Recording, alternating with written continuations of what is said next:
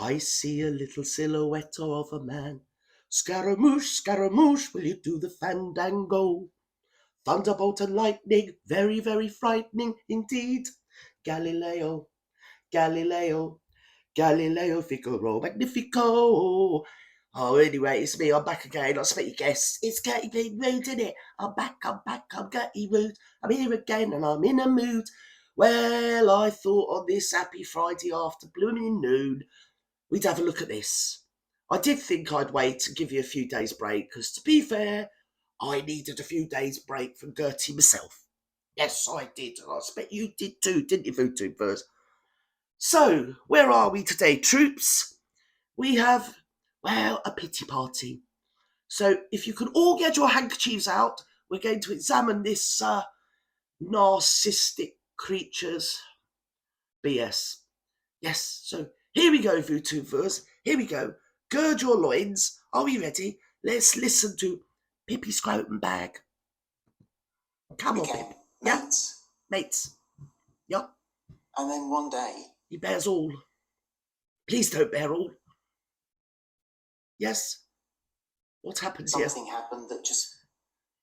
Something happened. You make it sound as if somebody slipped over. Pippi Scrotum Bag. Something just happened.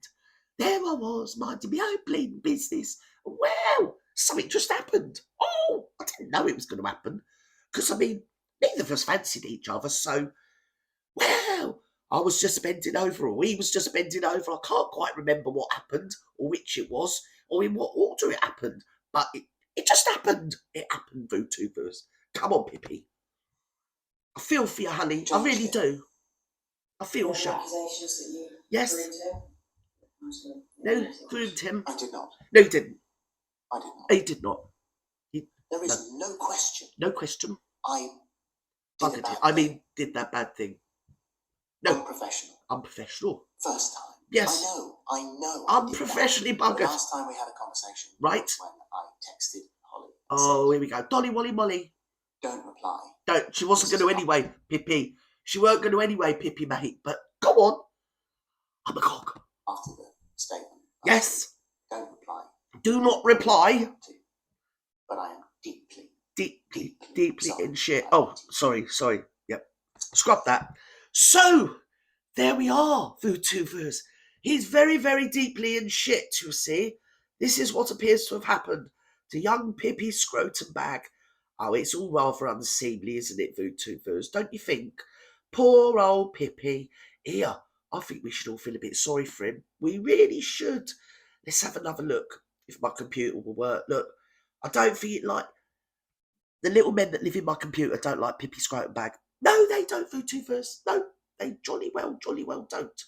Come on, Pippi. He's not going to come back, is he? Here he is. Come on, Pippi. Tell me. It is relentless, and it is day after day. Right. After day after day.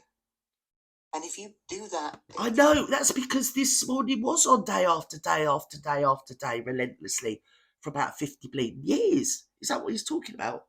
Have I got it the wrong end of the stick? Oh, sorry.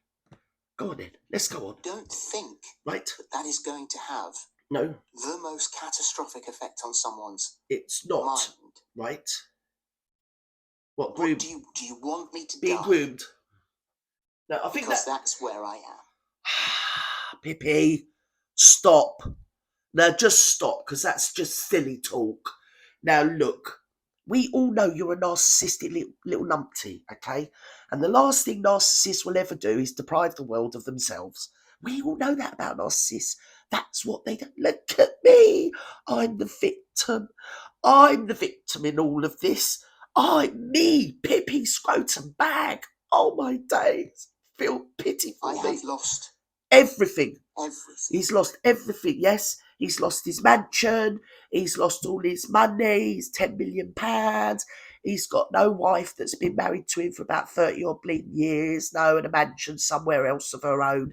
And he's lost his daughters that are glued to his side 24/7. So what is it you've actually lost, Pippi? A 2-bit job on a bleeding load of old rubbish TV programme that nobody watches. Honestly, I'm not being funny. I think more people watch my nonsense and watch your bleeding show.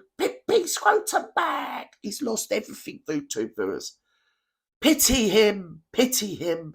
It is all too sad. Yes. Well, that's enough of that. Mike Graham is just the same as me. He's just shut up. He's a narcissistic bleeding nutcase.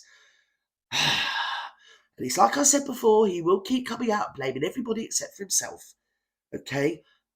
What he's talking about is he's directing the narrative into one tiny little sphere when actually it was a hell of a lot more.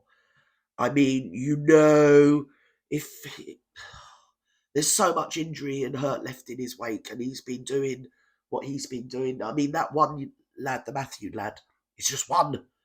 Who happened to fall in love with him and have a breakdown and get all het up because he was young and it was his first love or something or other. Or I think Schofield was his idol. Poor misguided kid. So anyway, he fell in love with his idol and his idol took advantage of that and had a bit of the other and then joeyed him off, really. Because he didn't want anybody that was going to steal his thunder around him, did he? Now, VooTubers, no! So he used his power to get him moved on to Loose Women, and nobody knew anything about it. None of the producers knew anything. People that moved him didn't know nothing, VooTubers. No, they didn't know nothing about nothing. It weren't nothing to do with them or Polly or Molly or Dolly. No. And it wasn't that bleeding woman, the CEO, that's more woke than bleeding Woko's Woko. Well, she's the wokest woke of everybody, isn't she, Woko? So, in fact, she's the one that sacked Piers Morgan for not believing Woko's lies on the opera bleeding interview. So, yes, I mean, the one thing that narcissists like, right, is to be talked about. And to be fair, he's living in nirvana, no matter what BS he's telling you. He's a narcissist, and they love attention, trust me. I am the daughter of Narcissus, very much like your Lady C, but without the posh bleeding voice, okay? They don't care whether it's good or bad. The attention's on them. They're getting all the attention from right across the world, on every front of every newspaper, the leading item in every bleeding news feed, blah-de-blah-de-bleedy-blah. And the very fact he sits there and says, I've lost everything, when actually all he's lost is a two-bob show. He's 61, he's on retirement age anyway, he's got a nice big bank account. If he was truly hurt, he would turn off all social media and he would have gone to some Polynesian island for like a month's long holiday or a year's holiday. I mean, with his money, he could buy a bloody island, couldn't he? That's what you do. You just cut your social media off, turn your phone off, and go and do something different. It all blows over and they move on to somebody else. But the very fact that all week, all he's done is stick his bleeding snout back out with another little snipe about how it's all everybody else's fault, it's not his fault. At the end of the interview, he actually starts talking about it being homophobia or something or other. Because again, he's got to control the narrative because he's a bleeding narcissist. He's a raging narcissist. And the fact is, he's been caught. That's the thing that's annoyed him. He's been caught. He's been bubbled up. And obviously, he's tried to do damage limitation because there's so much more in his background. I mean, his closet is jam-rammed full, VooTubers. So, yeah, And I don't pity him at all. He took that young boy's dreams. He knew exactly what he was doing. And, yeah, I don't believe one word of it. He said he didn't groom him, but pretty much taking him to work with him. I mean, what he reminds me of, actually, is draw your minds back in history to Michael Jackson when he used to go around with Geordie Chandler. Do you remember? And he was so normalised, his behaviour, which obviously was occurring behind closed doors. And I mean, Geordie Chandler's own parents came out later and said that Jackson was in the 10-year-old boy's bedroom for like days and days at a time. They used to leave the food outside the door. And the parents didn't think anything of it. I mean, But, moving on from that, we all remember that Jackson used to take that little boy everywhere he went. He was, what did he say? Was he a non-negotiable part of his life? I do remember VooTubers. Very much like Camilla Parker Bowles when she was just the girlfriend or mistress rather than she is now Our Gracious Majesty the Queen, isn't she, VooTubers?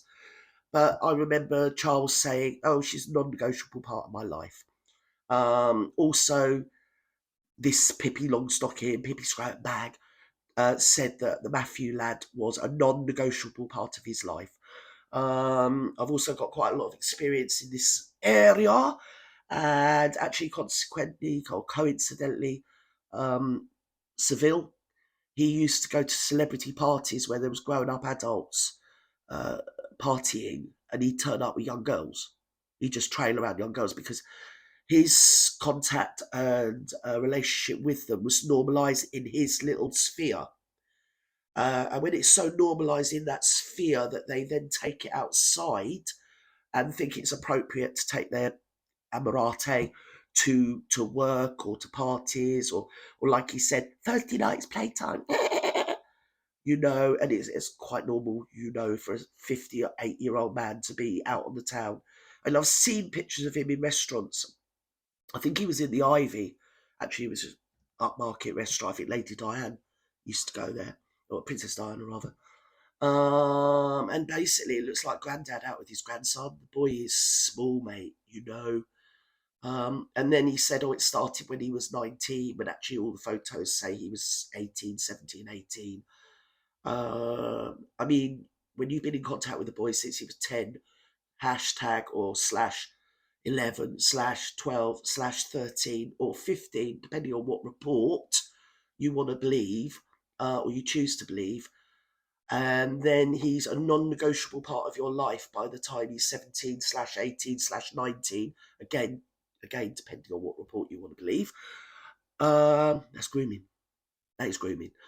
And what he's doing now is he just wants everybody to feel sorry for him. He wants to get asked back on that sofa. He was a very sanctimonious person. He brought a lot of people to the brink of suicide ideation and wanted to top themselves in his career on that pesky, what was it, Good Morning Britain, or This Morning, or Tomorrow Morning, or whatever morning it was. I don't watch it. Nonsense. The other thing that I'd like to say while I'm here, I know I'm droning on a bit on this one, but I've been saving it up for 2 days, VTubers. The whole of This Morning Britain is actually aimed at the working classes. So with that in mind, he sat there vaping, thinking, it's really cool for sit and vape. Then I start talking about how I drink Southern Comfort. Most people in working class couldn't afford a bottle of Southern Comfort. But hey ho, whatever, pippy little scrotum bag. As I say, the easiest way out would have been for him to shut his bleeding mouth, get on a plane, and go and enjoy the sun somewhere, turn his social media off. But what he's doing, he's like Woko and he narcissist. He'll be scaling through and flicking through everything, money. Thumbing every social media platform. He'll be on, won't he, really? You know it. He'll be on YouTube, he'll be on Twitter, WhatsApp. He'll be just wanting to soak up what people are saying and lolly, lolly, lolly, lolly, lolly. That's what they're like, narcissists. And it doesn't matter if we're singing his praises or we're criticising him, because both of those equations give plenty of narcissistic supply to him and give him plenty of platform to stand up and be heard and to have, again, to split the narrative, because now people are coming out and crying and saying, I feel so sorry for him. I really do feel sad because he's a human being. Yeah. And so are the little boys and the young lads and the young people, right, whose lives he wrecked, okay, who had dreams. Just like when he was 20, he had a dream. He wanted to be, he had a dream coat, didn't he? I don't know. But anyway, he had a dream. He wanted to be in television. And the little lad wanted to be in television. He wanted to be somebody. He wanted to make something of himself. And he would have done had that bloke not took him and broke him. Because he was a lot better presenter than that tired, sad, worn out old man was at that time. So he should have gone ages ago. It's like the whole set, the whole template of the show, it just needs a revamp, doesn't it? It's rubbish. I mean, what makes them think the working class people want to listen to their nonsense, their pap, their moralising, their scandalising, their just gaslighting everybody, really. Just a load of old nonsense. And as I say, don't pity him, because if he really was suicidal, he'd have pissed off abroad somewhere and be on holiday, wouldn't he, VTubers? Because I know I damn well would. But there again, I wouldn't be in that position, would I? Because I'm not a bleeding reprobate. Bye-bye now.